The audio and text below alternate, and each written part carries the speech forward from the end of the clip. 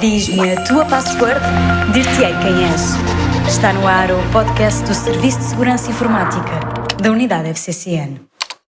Bem-vindos ao podcast Diz-me a tua password, dir-te-ei quem és. Hoje connosco temos Jorge Vicente, Head of Security no Lidl Portugal. É licenciado em Informática de Gestão e pós-graduado em Auditoria, Risco e Controle de Sistemas de Informação. Bem-vindo, Jorge. Muito obrigada por ter aceitado o nosso convite. Olá, obrigado. Eu é que agradeço o convite. É um prazer estar aqui convosco. Com uma vasta experiência em segurança da informação e certificações como o ISO e IEC 27001, Lead Auditor e Lead Implementer, como vê a evolução dos padrões de segurança cibernética nos últimos anos, com especial enfoque no contexto de grandes empresas de retalho como o Lidl? Bem, dividindo esta pergunta em duas partes e olhando em primeiro lugar para a questão da evolução dos estándares e focando um bocadinho mais especificamente na ISO 27001, é um standard que tem evoluído consecutivamente. A última versão libertada foi a de 2022 e, efetivamente, esta nova versão veio trazer algumas alterações à versão anterior.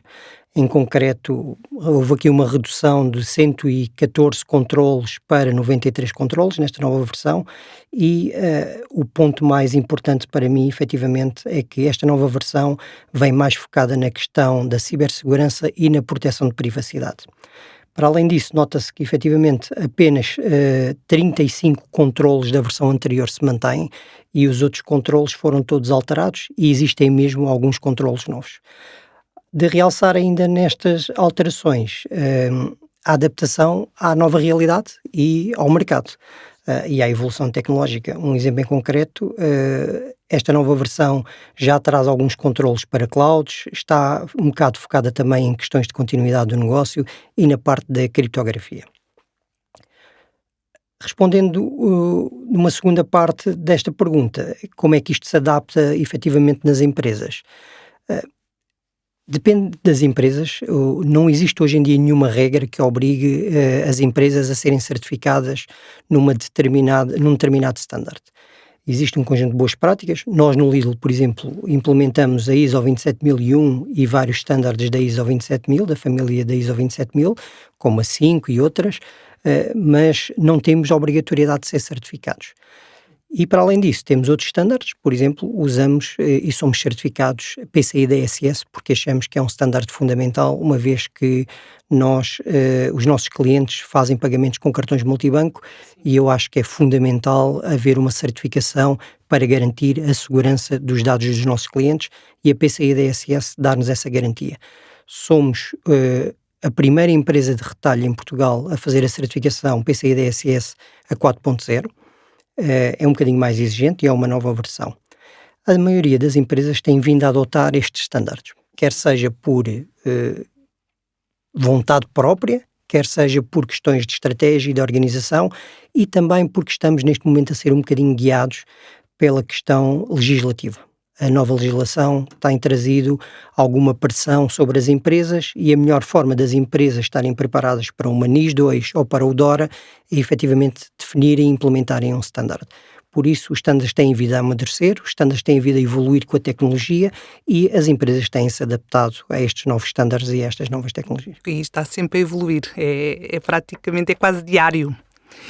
E considerando a sua experiência internacional, coordenando equipas de segurança em países como a Alemanha, Reino Unido, Irlanda, quais são as principais diferenças culturais que encontrou ao implementar políticas de segurança nesses diferentes contextos?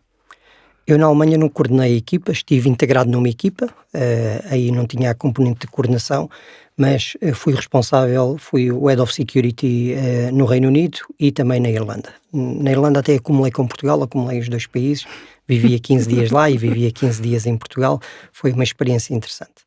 O que é que eu posso dizer sobre isto? A cultura da nossa organização é semelhante em todo lado. Pois é transversal. É transversal ao grupo.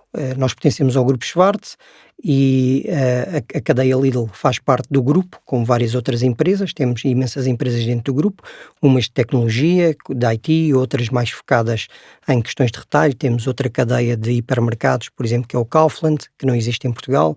O grupo é bastante grande, somos o quarto maior grupo mundial, o grupo Schwarz, no que diz respeito ao retalho.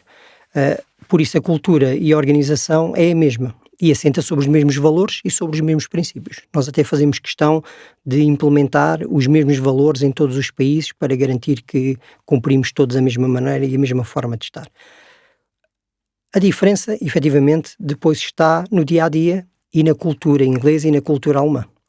Isto faz com que, efetivamente, eles sejam diferentes. E eu notei isso, eles são mais produtivos e são mais focados na tarefa.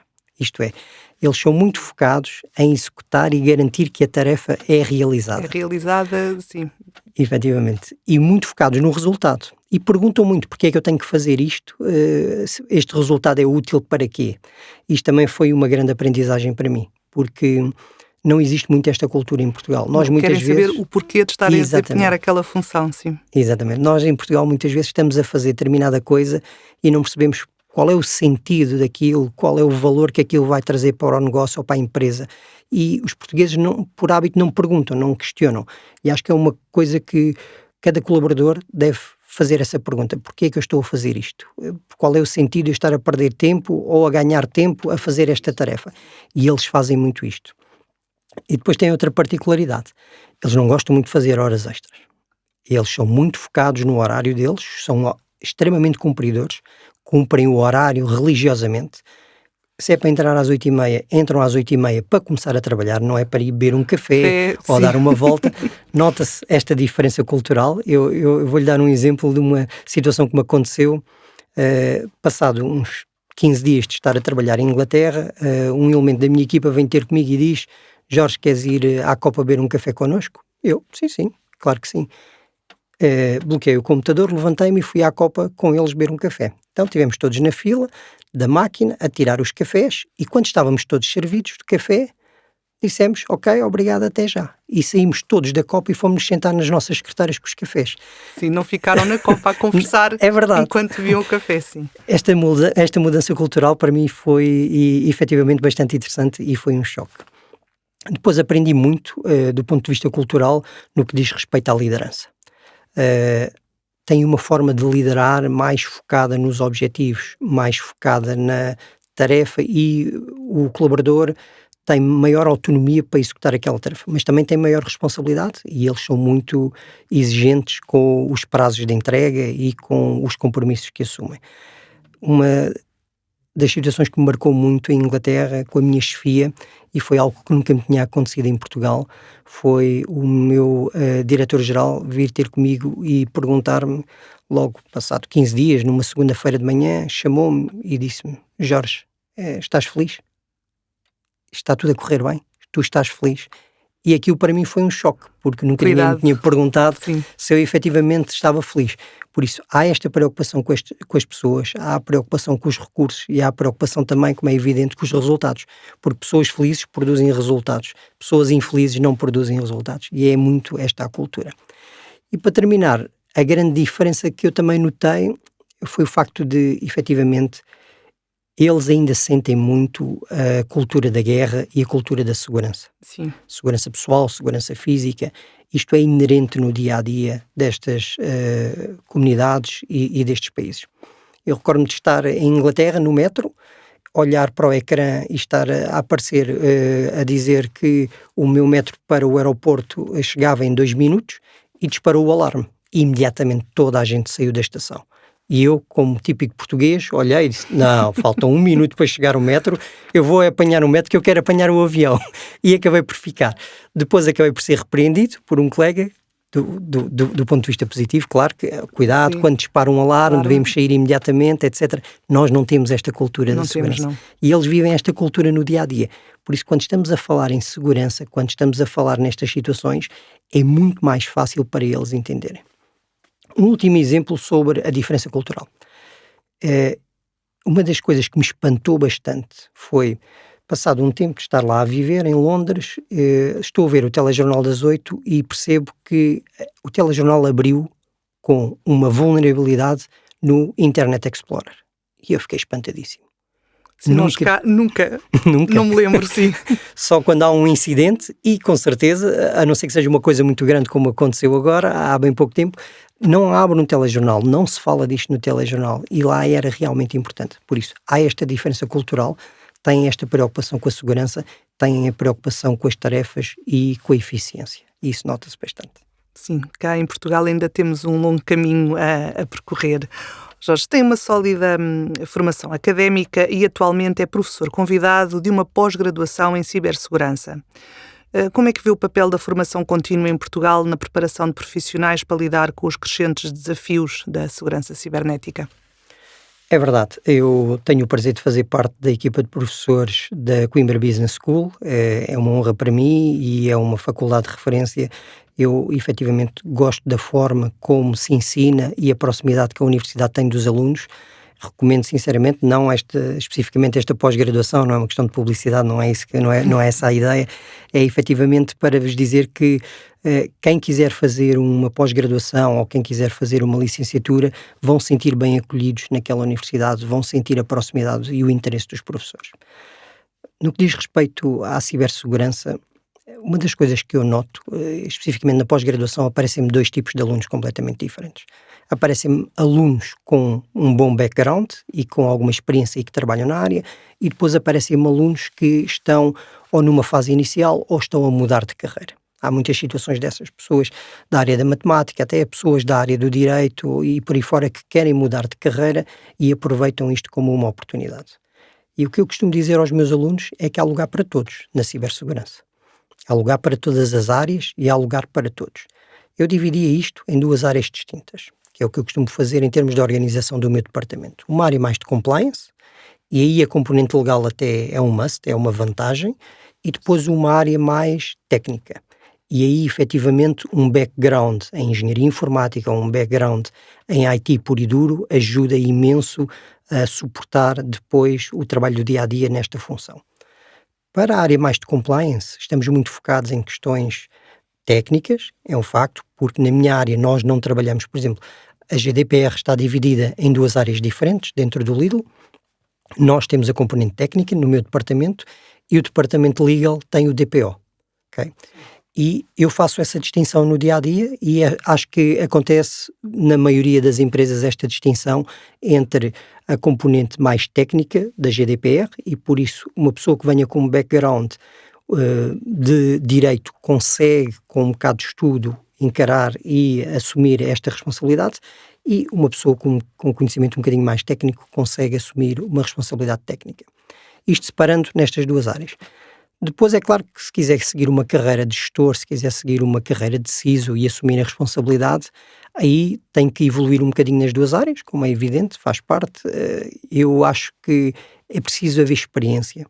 Sinto que hoje em dia às vezes estão a promover alguns jovens com pouca experiência à função de CISO, porque há muito poucos recursos no mercado e nota-se que existe esta pressão e alguns jovens estão a assumir a responsabilidade de CISO e acabam por ficar um bocadinho sem algumas bases que lhes permitem depois criar um processo de segurança estruturado. Ainda lhes falta ali alguma formação. É verdade, falta-lhes ali.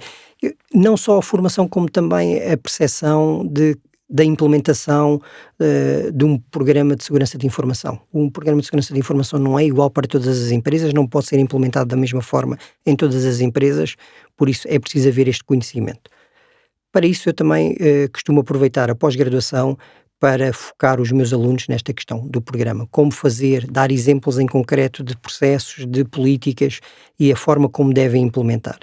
E recomendo, sinceramente, que olhem também para os materiais que nós temos à nossa disposição. Por exemplo, o Centro Nacional de Cibersegurança disponibiliza imenso material de altíssima qualidade, quer o Guia de Gestão de Risco, quer o Quadro Nacional de Referência para a Cibersegurança, quer os modelos de maturidade que eles têm. São instrumentos ótimos para nós usarmos no dia-a-dia e se formos capazes de implementar e de agarrar nesta informação, nós efetivamente já conseguimos implementar aqui um processo e uma estratégia de segurança da informação adequada à realidade da empresa.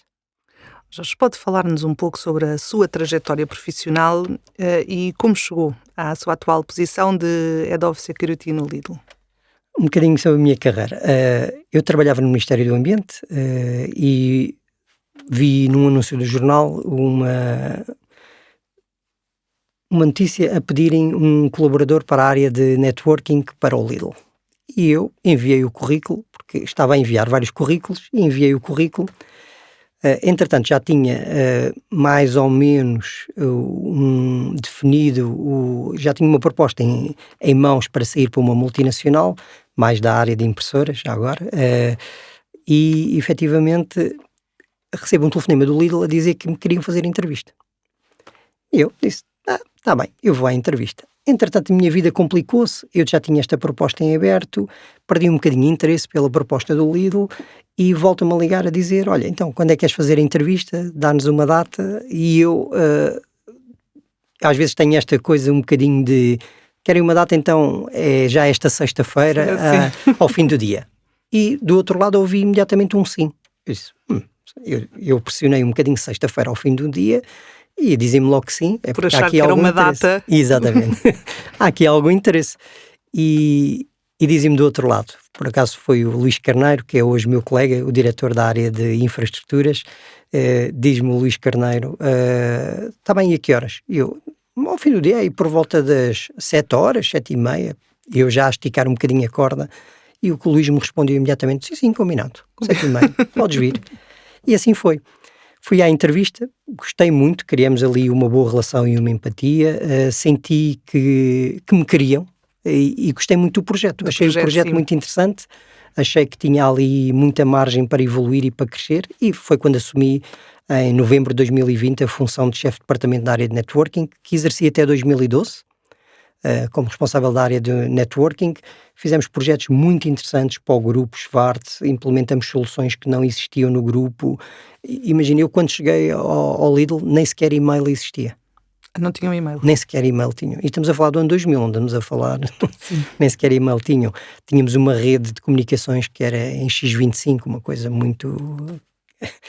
acho que a maior parte das pessoas, se calhar, que hoje trabalham, não sei, os da minha idade, que trabalham em tecnologias, tiveram o prazer de trabalhar em X25. Mas pronto, foi muito interessante, fizemos projetos muito interessantes. Em 2012, o grupo começa a criar a função de CISO, de responsável de segurança da informação para todos os países, cria um responsável em cada um dos países. Já havia a função de DPO, engraçado, porque... na Alemanha, desde 2008, que eles aplicam uma legislação muito semelhante ao GDPR, e depois que evoluiu para o GDPR, como é evidente, mas eles já tinham uma legislação de privacidade, por isso nós já tínhamos um DPO, que na altura até era uma senhora no Lidl, e surge então aqui a criação da função de responsável de segurança da informação, e acharam que eu tinha o perfil adequado, o administrador fez-me o convite, e assim foi, acabei por assumir a função. Acabou de nos dizer que estava no Ministério do Ambiente, portanto teve uma passagem pelo setor público, e o que é que nos pode falar dessa experiência e que diferenças é que registou na forma como se aborda a problemática da segurança no setor público e no setor privado? Já lá vão muitos anos, mas efetivamente foi uma experiência extraordinária. Trabalhar para o Estado, trabalhar para o Ministério do Ambiente foi uma experiência importantíssima para a minha carreira. O Estado aposta muito na formação contínua dos seus colaboradores. Temos muitas formações, tive a oportunidade de fazer vários treinos de certificação, checkpoint, Cisco, etc. E tive a oportunidade de implementar projetos muito interessantes. Também tive, na altura, uma grande oportunidade de fazer uma especialização em Engenharia de Infraestruturas Tecnológicas, e toda esta formação que tive foi muito importante depois para exercer a minha função no Lidl. Eu vim para o Lidl com um grande background. E uma das coisas e uma das grandes diferenças que eu noto entre uma empresa como o Lidl e o Estado é que nós no Estado somos mais autodidatas, isto é, para além da formação que nós temos que ser capazes depois de fazer. De procurar, de nos especializarmos. Nós não temos tantos recursos como temos nestas empresas. É muito mais fácil para mim hoje em dia, perante uma dificuldade, e quando eu estava no Lidl, se eu tivesse uma dificuldade específica, mais técnica na implementação de um firewall, eu recorria-me aos melhores do mercado. Quando trabalhava no Estado, claro, não é assim tão fácil, porque nós depois não temos esta agilidade de ir rapidamente ao mercado e ir buscar um consultor para fazer um projeto de 2, 3 dias, 5 dias com esta agilidade, e por isso obriga-nos a sermos nós a fazer mais e procurar. E isto é uma das grandes diferenças. Fazer. É verdade. Já agora, só para terminar, eu no Estado conheci pessoas fantásticas. Conheci trabalhadores que ainda hoje são trabalhadores de referência e pessoas de referência. Tive a oportunidade de fazer alguns projetos muito interessantes. Só para realçar aqui um exemplo. Participei num projeto da criação do site de estudos de impacto ambiental. Foi o primeiro site de estudo de impacto ambiental que nós lançamos. Na altura foi apresentado pelo Sr. Presidente da República, o Dr. Jorge Sampaio. Eu tive o prazer de ir à sala do Dr. Jorge Sampaio, estar lá sentado com ele e ensinar-lhe a mexer no computador, agarrar no rato, a saltar de página para página. Foi bastante interessante. Depois, outro projeto muito interessante que fiz e que me fez crescer imenso foi a Rede Nacional de Ecotecas, que era um projeto que tinha uma componente tecnológica bastante forte, onde nós tínhamos que distribuir em vários sites do país e tínhamos uma pequena rede de computadores, tínhamos impressoras, toda a rede estava interligada, tínhamos cartões para fazerem a autenticação já naquela altura, com créditos para, à medida que fizessem uma impressão, debitava imediatamente no valor do crédito que estava no cartão. Do ponto de vista tecnológico foi muito interessante, a nível de telecomunicações, a nível de autenticação e efetivamente também ao nível de infraestruturas. Que eu encontrei edifícios onde na planta eu dizia vamos passar a cabelagem e atravessar esta parede, e depois cheguei à ecoteca, por exemplo, de Olhão, e tinha a parede na planta, era uma parede normal, e lá era uma parede de meio metro em betão, que tinha que ser furada por uma máquina especial. Foi uma grande experiência, adquiri um grande background que me permitiu depois efetivamente ter sucesso no Lidl. E quais são os principais desafios de cibersegurança que uma rede de supermercados como o Lidl enfrenta? São muito semelhantes a todas as outras áreas, como é evidente. Eu punha aqui, em primeiro lugar, talvez o risco humano. O risco humano, efetivamente, é de se considerar do ponto de vista da cibersegurança, porque a maior parte dos ataques são direcionados às pessoas. Por isso é fundamental nós treinarmos e sensibilizarmos as pessoas. Nós temos um plano anual de awareness para treinar as pessoas, com várias atividades, onde fazemos campanhas de phishing, onde fazemos treinos, onde fazemos notícias mensais, onde fazemos e-learnings, etc. Tudo isto está definido no nosso plano, desde treinos técnicos, desde treinos pro-board, tudo isso é fechado num plano. Uma vez por ano, definimos o número de horas que queremos que cada colaborador dedique à formação e ao treino em segurança de informação, e com base nisso nós tentamos fazer com que o risco humano diminua um bocado, usar um bocado aquela expressão da firewall humana. Sim. E eu costumo dizer a todos os colaboradores do Lidl, todos os colaboradores do Lidl fazem parte da equipa de segurança de informação, porque se um colaborador do Lidl carregar no nosso botãozinho, que nós temos um botão no e-mail que diz suspeito deste e-mail, eu vou receber imediatamente, a minha equipa vai receber imediatamente aquele e-mail, que é uma suspeita, e eu vou poder dizer àquele colaborador, sim, efetivamente é um e-mail suspeito, sim, tem um link falso, cuidado, elimina o e-mail, e vou poder apagar aqueles e-mails ou proteger todas as outras caixas de e-mail daquele ataque. Em último caso, informar as pessoas a dizer, olha, atenção, está a correr um e-mail fraudulento sobre esta situação. Okay? Depois, em segundo lugar, eu colocaria aqui os riscos tecnológicos. Como é evidente, a evolução da tecnologia e principalmente o aumento dos IoTs que nós temos tido em termos de lojas, acho que quem vê uma loja do Lidl não percebe de forma clara e transparente a quantidade de tecnologia que está por trás daquela loja. Nós temos o forno do pão ligado em rede, nós temos as balanças ligadas em rede, nós temos os POS, nós temos o Wi-Fi para os colaboradores, temos o Wi-Fi para os clientes, nós temos um sem mundo de tecnologias, temos impressoras wireless, temos um sem mundo de tecnologias dentro do armazém, abrimos sistemas remotamente, fechamos sistemas remotamente, temos sensores para controlar temperaturas, umidades, do frio, etc, etc. O número de equipamentos e o número de tecnologia, principalmente IoTs, dentro de uma loja do Lidl é elevadíssimo, é elevadíssimo. E por isso é sempre um risco, porque uma má implementação ou uma má instalação de um IoT pode efetivamente causar algum dano. E como é que o Lidl garante a segurança dos dados dos seus clientes, principalmente nas transações online e nos programas de fidelização, como é, por exemplo, a vossa app? Sou eu como cliente preocupada agora aqui a perguntar. Para nós, a proteção dos dados dos nossos parceiros e dos nossos clientes é fundamental. Nós temos um processo interno que faz parte do nosso Information Security Management System. O Information Security Management System é, digamos que, a recomendação da ISO 27001 para implementarmos um plano de segurança. Okay? Nós temos um ISMS, o Information Security Management System, implementado com maturidade e já estamos no segundo modelo, já é a segunda volta de implementação do nosso ISMS. Tem vindo a evoluir, temos controlos bastante maduros, controlos técnicos e controlos manuais bastante maduros, que me permitem avaliar se as nossas bases de dados estão protegidas, se a nossa rede está protegida, se a nossa tecnologia está protegida, e eu consigo ter estas métricas dia a dia do cumprimento destes controlos e consigo ter estes KPIs. Isto permite-me dar uma visão e perceber efetivamente como é que eu estou em termos de segurança e onde é que estão os meus pontos fracos. Depois, nós temos um processo muito específico nosso, que nós chamamos o PRA. De PRA, para nós, é Protection Requirement Analysis. E o que é isto, basicamente? Isto é um processo que garante que nada entre em funcionamento no Lidl sem que seja feita uma avaliação de segurança. Quer seja um site, quer seja uma aplicação, quer seja o que quer que seja, se for tecnologia, se for ligado à nossa rede, tem que passar pelo PRA. Exatamente. E este PRA, depois de fazermos a nossa primeira avaliação, o que é, para que é que serve, qual é o objetivo, que dados vai guardar, etc. Temos um conjunto de pré-perguntas, vamos definir uma estratégia para garantir. E essa estratégia passa por exemplo, fazer um pentest, fazer um cloud assessment, se vai ficar em cloud, fazer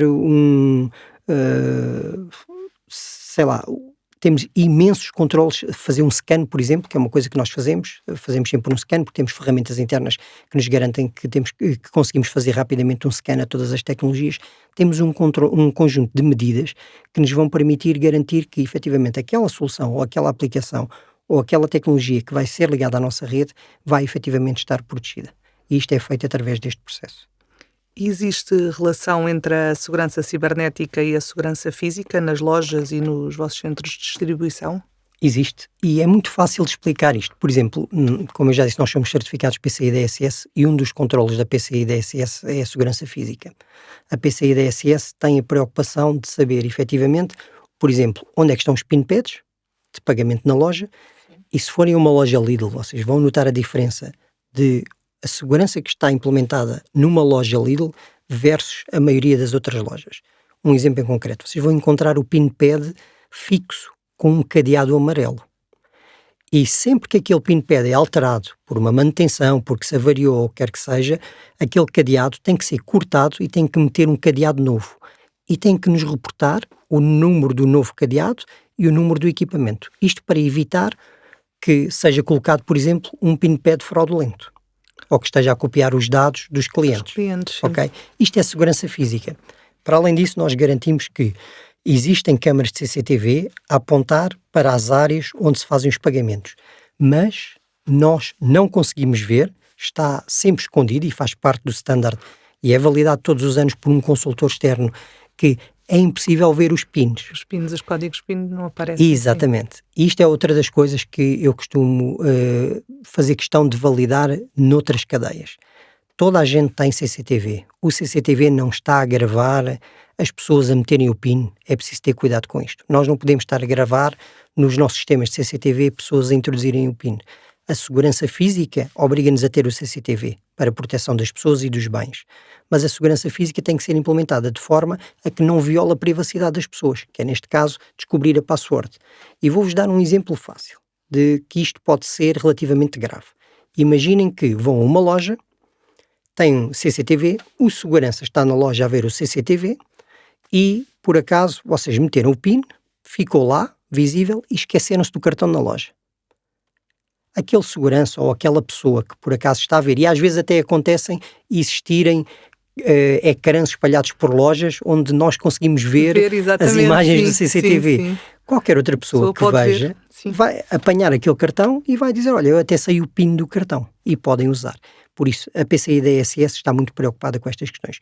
Depois, nós temos data centers em todos os edifícios e nas lojas também. Temos salas de servidores certificadas e com todas as condições para proteger os dados. Por isso, a componente de segurança física é, efetivamente, eu tenho uma política específica para a segurança física, fazemos esta revisão trimestral a todos os data centers para garantir que, efetivamente, cumprimos todas as regras e temos mais de 60 controlos para a segurança física. Controlos como este que eu falei aqui, desde o selo, acessos às portas, códigos de acesso aos bastidores, etc, etc. Temos vários controlos de segurança para a segurança física.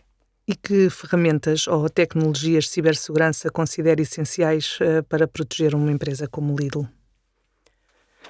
As 3 principais ferramentas que eu posso apontar, assim, muito rapidamente para a minha equipa são o XM Cyber, que é um produto que é do Grupo Schwarz.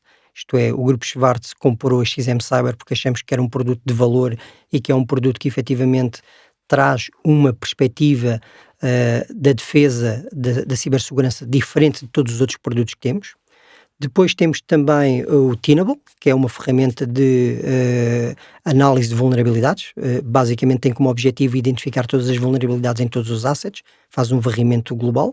E depois o Splunk, onde nós fazemos toda a nossa correlação de eventos e onde nós temos um conjunto de casos de uso que me vão dizer, por exemplo, como é que está o comportamento de um utilizador, se está a enviar os e-mails todos para o e-mail pessoal, ou se está a aceder a uma máquina que não devia estar a aceder, ou se a sua conta está a ser usada num servidor que ele não tem privilégios para aquilo, se está a haver ali uma tentativa de autenticação 3 vezes em 2 segundos, por exemplo. Todo esse tipo de casos de uso acabam por ser detectados. O XM Cyber nós usamos mais para questões de contexto de análise de vulnerabilidades. Isto é, com o Tenable eu faço um varrimento de toda a minha rede e sei todas as vulnerabilidades que tenho.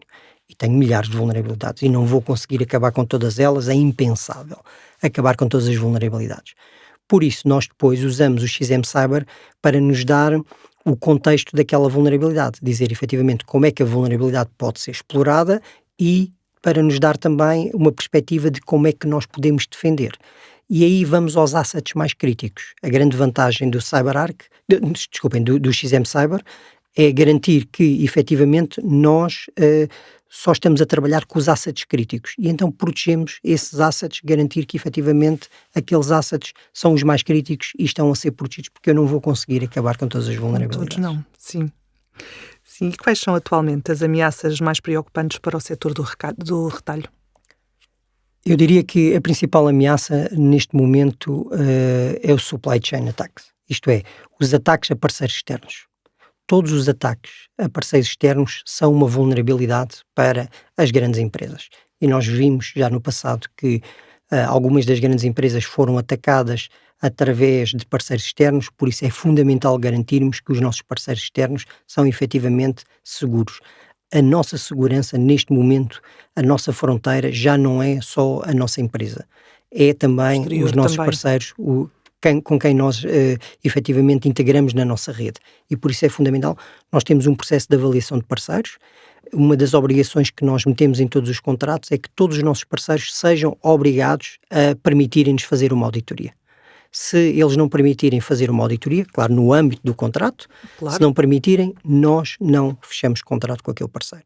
E estas auditorias não têm o objetivo de encontrar problemas, antes pelo contrário, nós queremos que as auditorias corram maravilhosamente. A grande questão aqui é garantirmos que, efetivamente, quando avaliamos os parceiros, conseguimos crescer juntamente com eles, conhecer melhor as soluções que eles têm, precaver os parceiros e dizer, olha, temos aqui, identificamos esta vulnerabilidade, era bom que vocês corrigissem, deste ponto de vista, damos um prazo ao parceiro para corrigir e garantimos que efetivamente essas vulnerabilidades são corrigidas, de preferência antes de entrar em produção, que é um dos princípios que nós temos. Eu não permito a entrada em produção de qualquer sistema ou relação com um parceiro que tenha vulnerabilidades de nível alto e muito alto. Sim, no fundo é como quando fazemos uma campanha de phishing na nossa empresa, também o intuito não é apanhar, olha, este inseriu dados. É verdade. Não, é... O objetivo é melhorar. Melhorar, e a evolução contínua. Melhorar sempre. Os ataques de ransomware ou as violações de dados são cada vez mais frequentes, como sabemos. Como é que o Lidl se prepara para responder a este tipo de incidentes? E perguntava-lhe também que conselhos é que daria a quem pretende seguir uma carreira em cibersegurança, independentemente de ser ou não do setor onde atualmente trabalha? Bem, a primeira pergunta, ransomware, antes de mais, pode acontecer a qualquer um de nós. com certeza vai acontecer a todos nós e depois depende da forma como estamos preparados, se vamos conseguir efetivamente mitigar de imediato ou não. Nós já tivemos ao longo destes anos 2 situações de ransomware, conseguimos identificar rapidamente as situações e conseguimos corrigir imediatamente. Tínhamos planos de recuperação, mas mais importante de tudo isso, nós tínhamos ferramentas que nos permitiam identificar comportamentos anómalos na rede. Nós usamos o Sentinel-1, por exemplo, que nos permite detectar comportamentos estranhos e detectar, por exemplo, se existem ficheiros a serem encriptados de forma anómala e sequencial. E isso permite-nos, por exemplo, detectar mais rapidamente e conseguir reagir. Como temos um plano de continuidade do negócio implementado para algumas das áreas, não temos tudo, não temos um plano transversal, não conseguimos hoje garantir que todos os nossos sistemas têm um plano de continuidade do negócio, mas os mais críticos têm um plano de continuidade do negócio, conseguimos efetivamente garantir que sabemos como recuperar e quem são as pessoas que devem estar envolvidas no processo de recuperação. Por isso, para dar uma resposta direta, para questões de ransomware, estejam preparados para identificar o mais rápido possível e, em segundo lugar, estejam preparados para recuperar o mais rápido possível. No que diz respeito à carreira, o que é que eu posso dizer? É engraçado que há dias um vizinho lá na minha rua, que costuma passar por lá, parou e disse: sei que trabalha em cibersegurança, eu vou entrar agora para a faculdade, que curso é que me aconselha? E trazia-me uma lista de cursos. Olha, tem aqui engenharia disto, engenharia daquilo, o que é que me vai dizer, que curso é que acha que eu devo seguir? Eu nem conhecia o rapaz, conhecia o pai dele, mas não conhecia o rapaz, e depois estive a falar um bocadinho com ele, e aquilo que eu posso dizer é, sinceramente, não é importante um curso específico. Não vos quero orientar para um curso específico, para uma engenharia específica. Olhem bem para aquilo que vocês querem fazer, olhem um bocadinho para o vosso perfil. Se vocês gostam mais de uma questão de compliance, foquem-se em cursos que tenham mais a questão de compliance. Se vocês gostam mais da questão técnica, foquem-se em cursos que tenham mais a questão técnica e de preferência que tenham alguma componente de cibersegurança.